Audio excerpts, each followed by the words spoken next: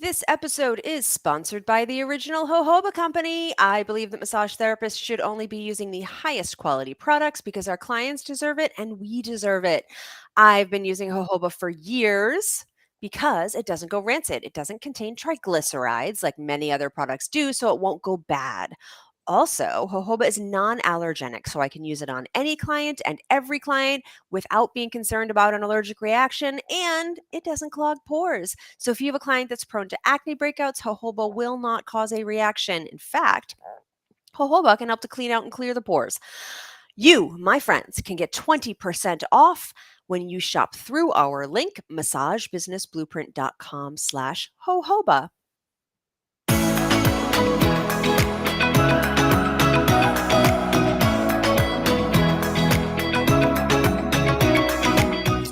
Hey everyone, welcome to the Massage Business Blueprint podcast, where we help you attract more clients, make more money, and improve your quality of life. I'm Michael Reynolds. I'm Melissa Haynes. Your hosts. Welcome. We're still here. Happy to be your host today. We are. We're delighted. We're super delighted.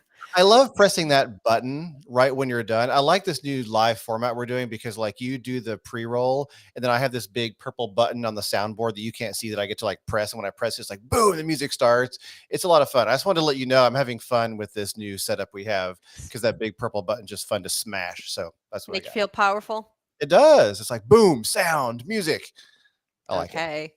So, Michael's got like a secret little like DJ thing going on over there. Yeah, I should take a picture. I'll take a picture and send it to you for Instagram so people can see our little amateur slash pro setup here. So, because heaven forbid you posted to Instagram yourself.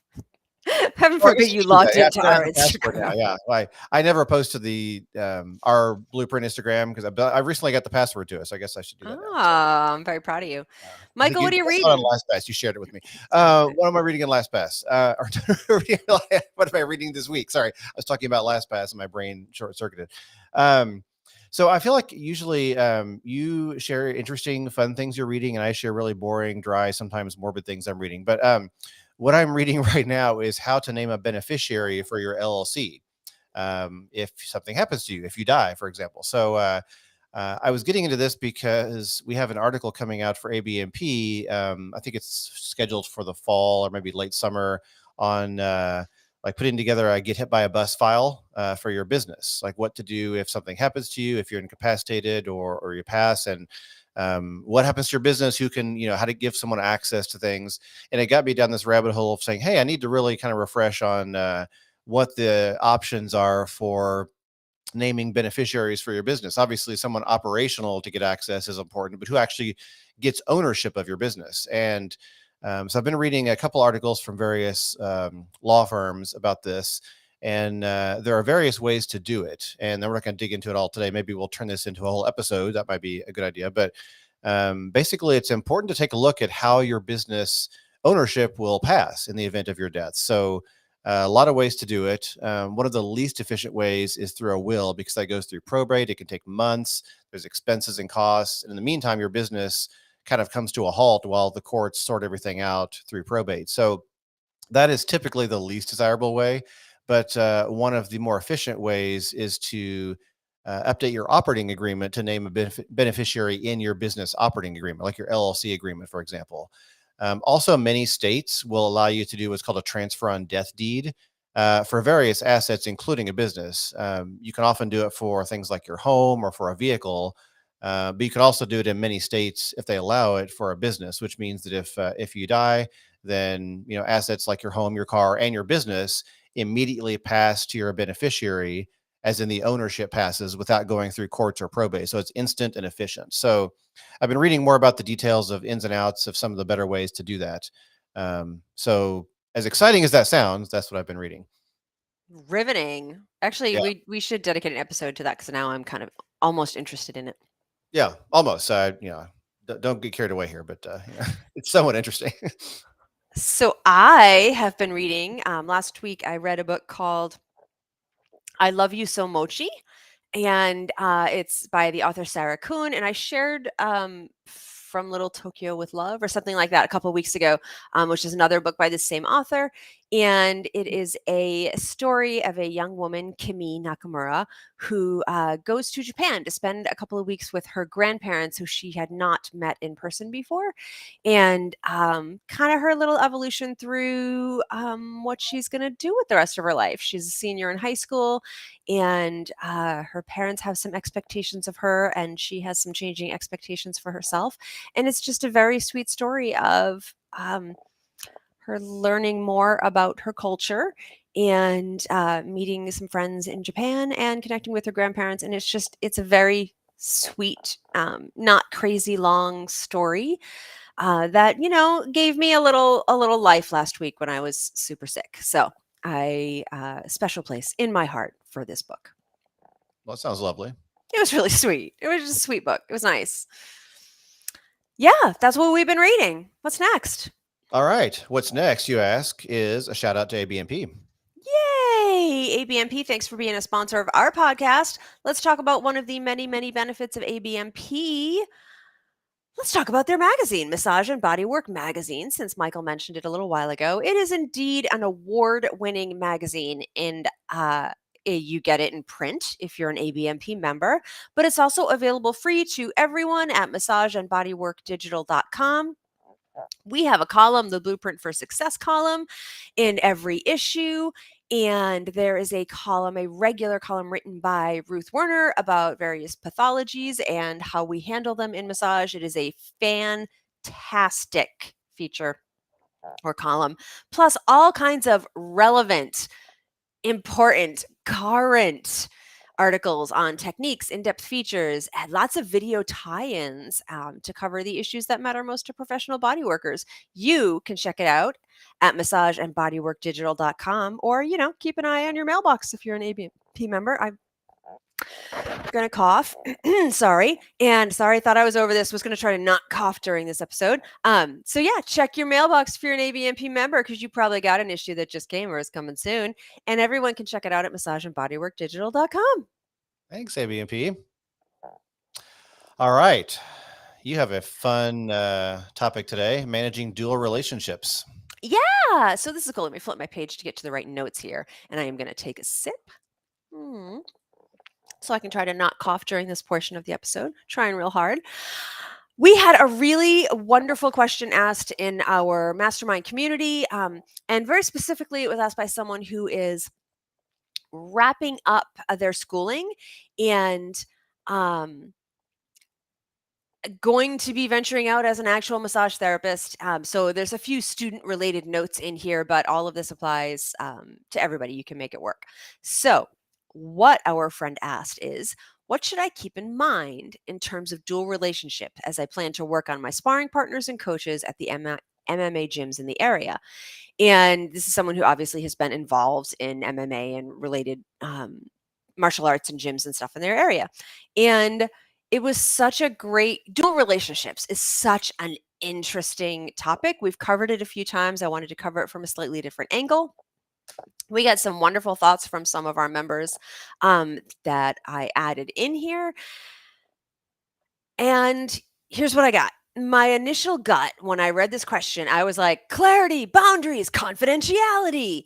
And after years and years of doing this and taking a lot of ethics courses that talk a lot about gray areas and dual relationships and having so many conversations with colleagues, these are the things, and they can all be defined in a variety of ways. But yeah, clarity, boundaries, confidentiality.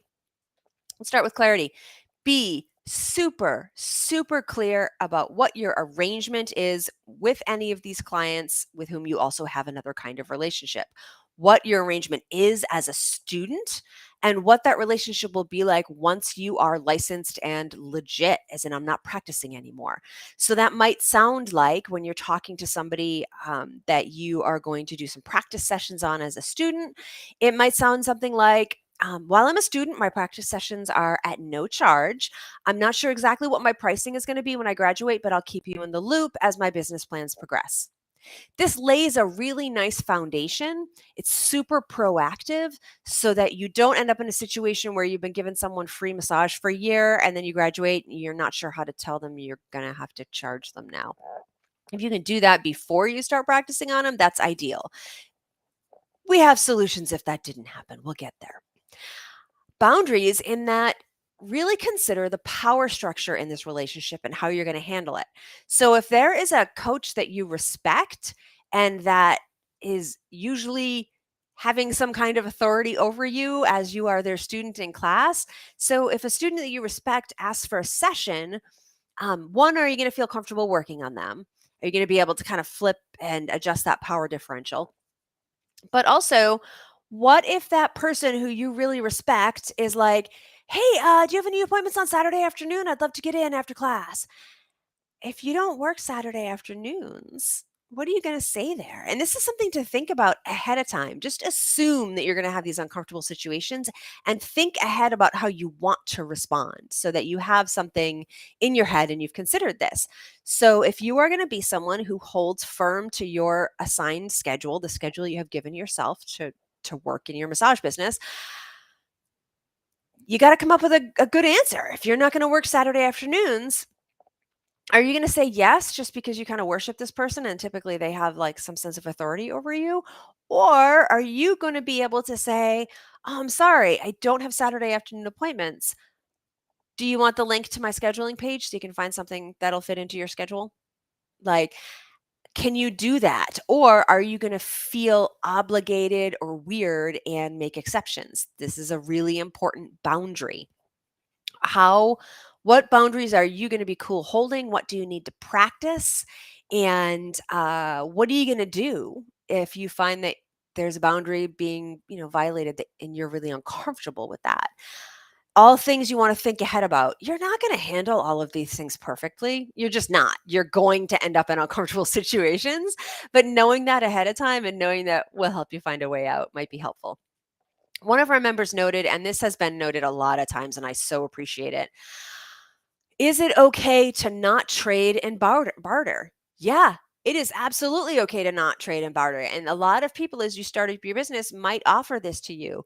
It is okay to say, you know what, I'm actually not going to trade services. I'd rather just pay you straight out and have you pay me straight out and have it be real clear and clean. That's what I say when people ask if I want to barter or trade. These words are not interchangeable. Like legally, they're different things, but roll with it. If you decide you do want to do some kind of trade or barter, it needs to be super clear, and I would suggest even written down so that you have a record of it and everybody remembers the same conversation the same way. So if you have a conversation with someone and they're like, classes are $50. If I give you, do you want to trade a class and a massage? And you're like, well, my massage is $100. So could we trade dollar value for dollar value? Or are you going to trade time for time, an hour lesson for an hour massage, even though there's a price differential there? There is no right or wrong answer here. Do what you're comfortable with, but make sure it's super duper clear. And if you have that conversation verbally, follow it up with an email and say, just so that we both remember the conversation correctly and we're on the same page, we are going to trade services this way. Did I remember that correctly? And be super, super clear about it. Please note that even if it feels uncomfortable to have that conversation and uncomfortable to write that email, it's going to feel way less comfortable later when there's conflict and you have to deal with it in a situation of conflict versus being super proactive. And any responsible business person that wants to trade or barter with you is going to appreciate and respect your clarity and professionalism. And if they do not appreciate and respect your clarity and professionalism, then you don't want to be in business with them. You don't want to be doing this trade and stuff with them. So keep that in mind. And Michael is making a note right now. So let's just let him pop in. Oh, sorry, so I interrupt. I just want to make a note. I don't think I may have missed this if you mentioned it, but bartering is taxable income as well. Just a side Yes. note. Yep. And that's the difference between trade and barter. I believe that we actually have a whole old podcast episode on this from a I'm long sure we've time ago. ranted about that at some point. Yeah. I think we actually had like Kelly Bowers, the tax person, Mm. on about this. So yeah, there's just, if you're going to do this, make sure you look it up and know what you're talking about. Because one, you actually have to claim as taxable income. So if you're doing that but the person that you're bartering with is not, they're going to be confused, because a lot of people don't comprehend the difference between trade and barter, on the books, off the books. I am not here suggesting you do anything off the books. So make sure you know what you're doing, and the person you're doing that with is quite aware as well, and you're all on the same page. Okay, I'm going to take a sip. The next bit here, because we're talking clarity, boundaries, and confidentiality. Confidentiality. Keep your mouth shut.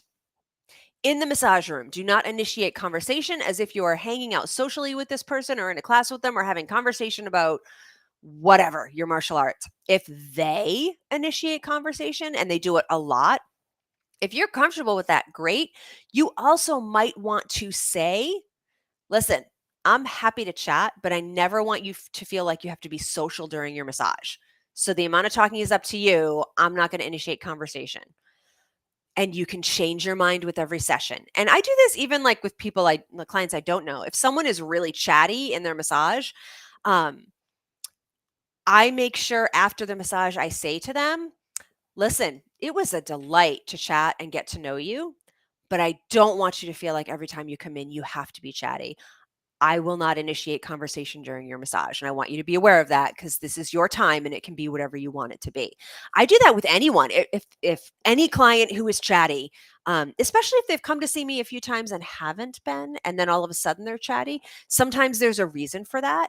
But I always want them to know they can come back and feel comfortable not talking. Like, sometimes if they tip you once, they feel like they have to keep tipping you. It's the same thing with talking.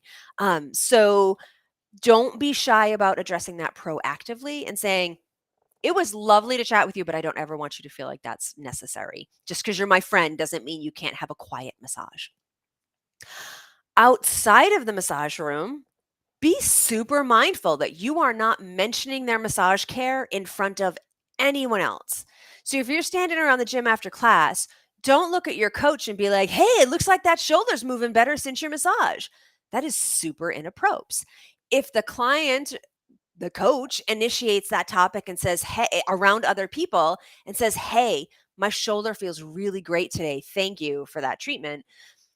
It's okay to acknowledge that, but I also would not further that conversation. Say, oh, I'm so glad. That's great. You don't need to say, oh, yeah, it absolutely looks like your lateral blah, blah, blah is better, blah, blah, blah. You don't need to go into detail, especially if there's other people around. Even if they bring it up, you want that client to know that you're not going to start divulging information about them. And you want everyone around you to see that you are not bringing that up. So again, I like to be really proactive with this. So if I have somebody come in and I know there is a dual relationship situation, I say at their first appointment, listen, it can get a little messy when I work with my friends. I want you to be super aware that I am going to be mindful of your confidentiality, and I'm not going to on my own initiate conversation about your massage or bring up that you're a client in front of other people. People are going to respect that level of professionalism. They really, really are. And if they don't, they're not your people, and that's fine. But I think you'll find that when you observe that level of confidentiality, and when you make it known to that client who you have a dual relationship with that you are going to be super mindful of their confidentiality, they're going to be even more likely to, one, again, admire your professionalism and also help you build your business by telling people about you. It becomes a point of marketing. And yeah, and you can do it. You can totally do it. Like, my dad used to see one of the other massage therapists in my office, and I would never know that he was coming in. Like, I never knew if he didn't mention it to me until he walked in the door, and I was like, "Oh, you here to see so and so?" And like he always knew that I was never gonna know, because he knew that his massage therapist was super hyper confidential. So, yay, it all works out really well when you keep your dang mouth shut. Finally, my last bit here, all of this can be really awkward and uncomfortable. And I am such a huge fan of just acknowledging, shining a light on that awkward and uncomfortable. It's okay to say, when somebody is asking you about your pricing or whatever, or if you do discounts, you can say, I feel super awkward talking about my pricing and charging a friend for a massage, so bear with me here. Here's the pricing that I'm going to offer when I get my license. I'm planning to give anyone in the dojo a $10 discount. Does that sound fair to you? You don't even have to say that. Does that sound fair to you?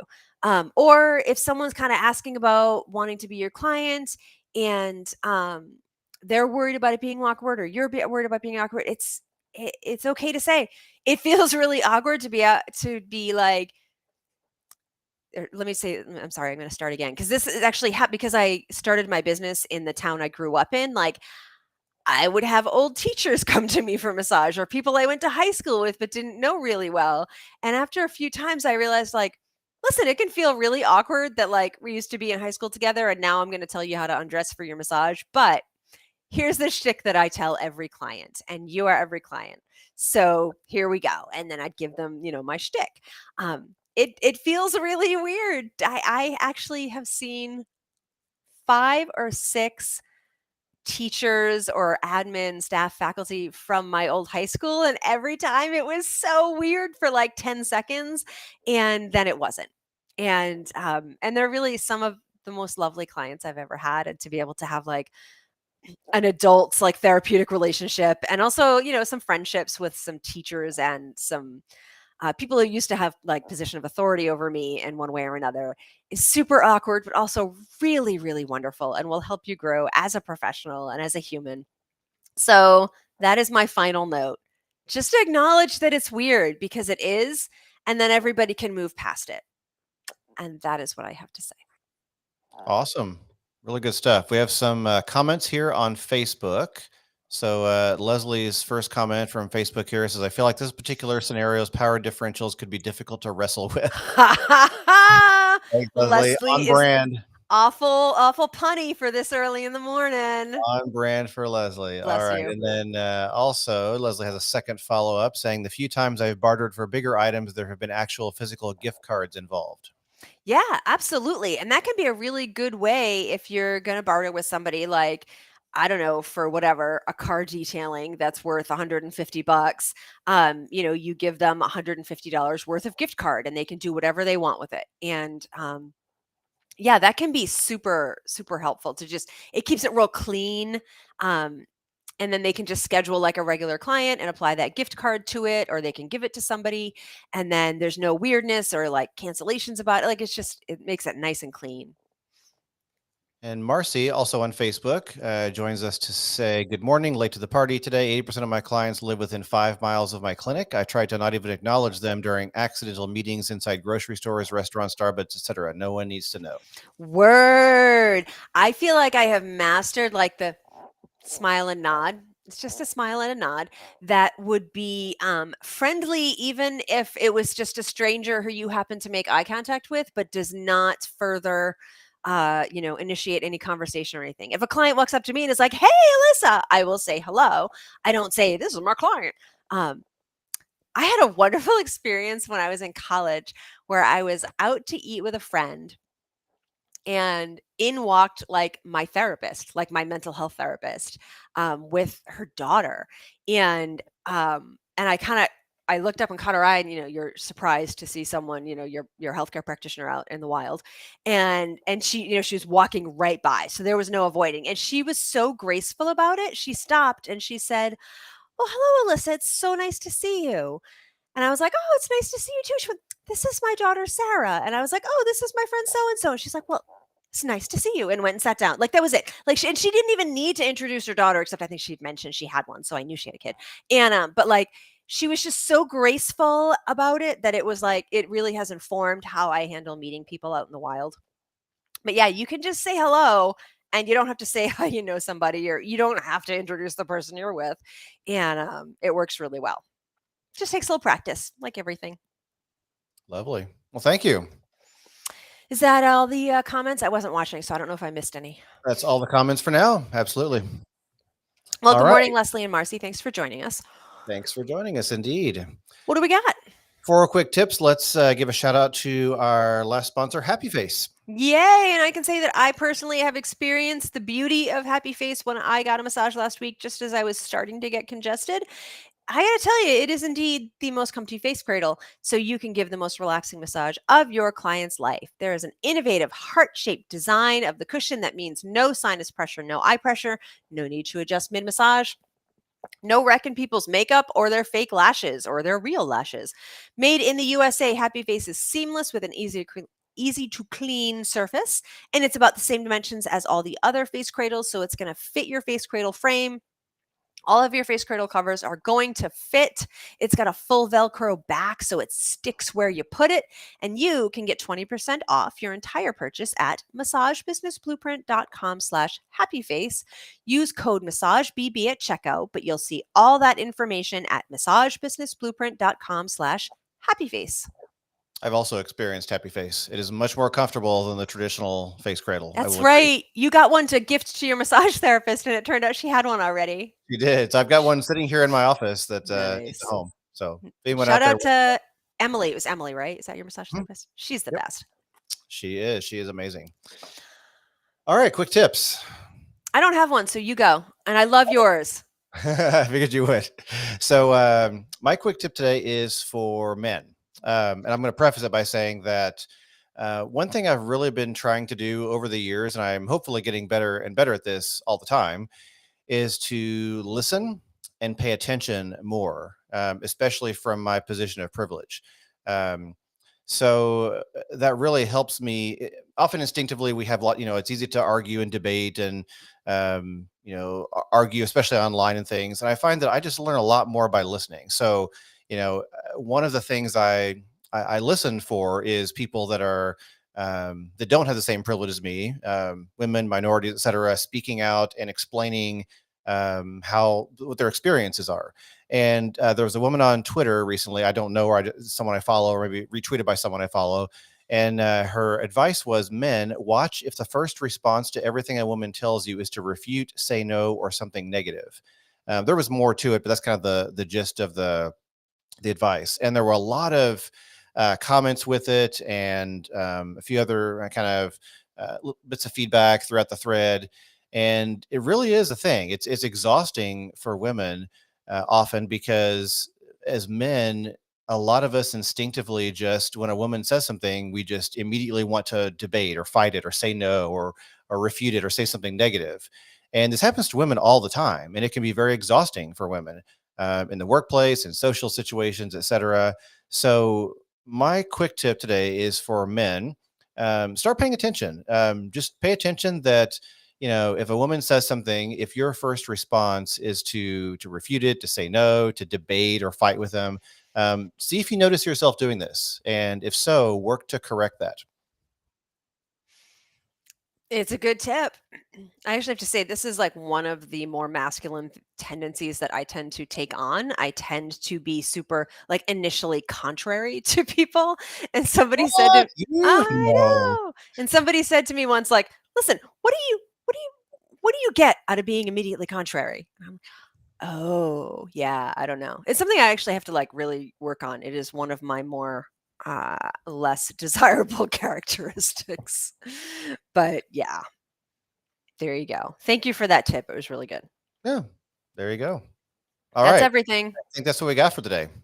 28 minutes, dude. Nicely done. All right, let's wrap it here then. So thanks everyone for joining us today. As always, a reminder, giving a shout out again to our Blueprint Mastermind community. We're trying to highlight it more and more, so we actually talk about this great thing we have instead of keeping it a secret. If you go to our website, which is massagebusinessblueprint.com, and you're not a member yet, you can join for 30 days free to try it out. And it is a private community full of super smart massage therapists. And Alyssa and I also, obviously, we do a lot to help any way we can, and provide mentorship and accountability. We have office hours, we have resources, you can post questions and get support and nurturing help and advice from peers and from us as well. And it's pretty amazing. We find that people really get a ton of value from it, many times over what they pay for it. It's not very expensive, by the way, but they get many times more value than they pay for it. And we've had people tell us that it is transformational to their massage practice and their lives. So we invite you to check it out and to become a member, or at least try us out. All right, with that, we'll wrap it up there. Our website is massagebusinessblueprint.com, and you can email us at podcast@massagebusinessblueprint.com if you have any questions, comments, or feedback for us. We'd love to hear from you. So thanks, everyone. Have a great day. We'll see you next time. Bye.